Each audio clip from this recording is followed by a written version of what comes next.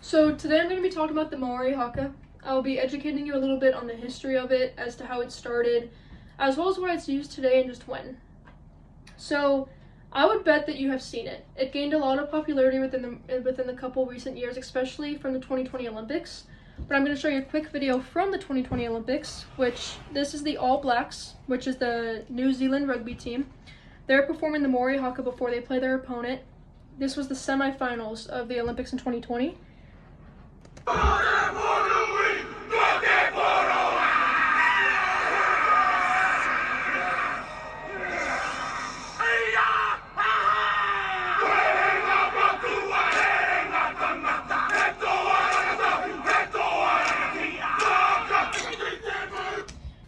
So to start things off, we're all on social media. I'm on social media on TikTok, Instagram, especially during COVID, which 2020, that was my go-to. There was nothing else to do. And I saw this, I was watching the Olympics. It was my first rugby game ever seen. I never watched the USA rugby team, so I didn't know what to expect. And I saw the New Zealand, when they played South Africa, I saw them do the Maori haka before the game. I had no idea what it was. As you can see, there's pretty aggressive movements. There's no smiling, there's no happy tone. They're yelling, it's strong guys as well. So I assumed that it was a fear tactic. They were playing South Africa, it was the semifinals of the Olympics. I'd assumed it was a fear tactic. Now, if I had lived anywhere other than the US, I would have known how wrong of an assumption that was. So, now you know a little bit more about it. I'm going to tell you how it started. So, according to Maori mythology, the sun god had a son, and the sun would dance on very hot days, and it would bring air down. So whenever the All Blacks were shaking their hands like that, that's what that exact movement signifies. And according to the archaeologist published in 2024, it started off as a war cry back when this story had taken place. It had started as a war cry where only men did it. Eventually women jumped in, and then it actually became a way to greet other tribes at this time. So it became a way to greet other tribes, and now in modern days it's used before any ceremonies. So funerals, you could see it, graduations. There's also every sports games taking place in New Zealand. The Maori haka's performed. So the Black Ferns, which is the women's national rugby team, and then the All Blacks is the men's national rugby team. They do have their own haka. So there is different types of hakas. The men specifically do the Maori haka.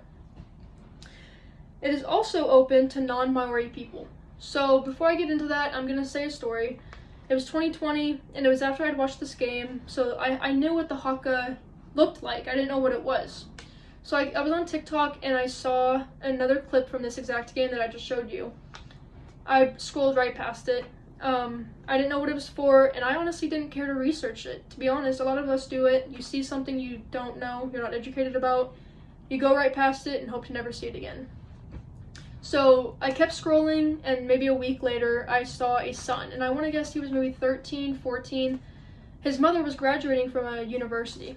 So his mother was graduating, and everybody, there was a lot of people, probably 1,000, maybe even more.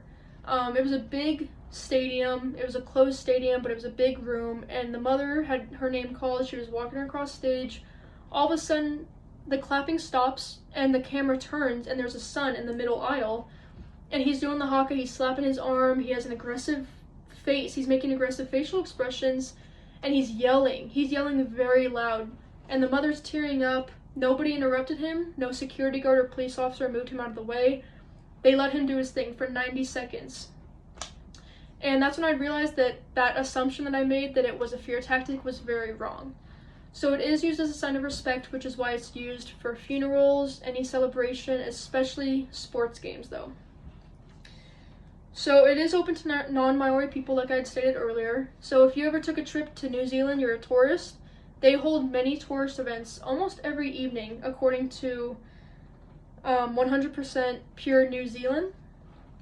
Also 100% Maori Culture, which is another, they're two separate articles, but they both had stated that they hold evening events where people can come in and just learn. The only thing that they said is that you pay respect. If you can't pronounce it, it's okay. If you don't understand it, it's okay. By the end of those events, you will be as close as you can get. They invite tourists and non-Maori people to jump in, learn the movements, learn how to pronounce it, and all that. So today I educated you on the history behind it. I gave you a story of how it started as well as when it's used. So I'm going to leave you on a quote, which was, it was stated by 100% Maori culture, and it said, "But if the Maori haka gives the All Blacks an advantage on the field, that is secondary to importance. Above all, it is used for more traditional reasons: cultural unity, cultural strength, and cultural pride."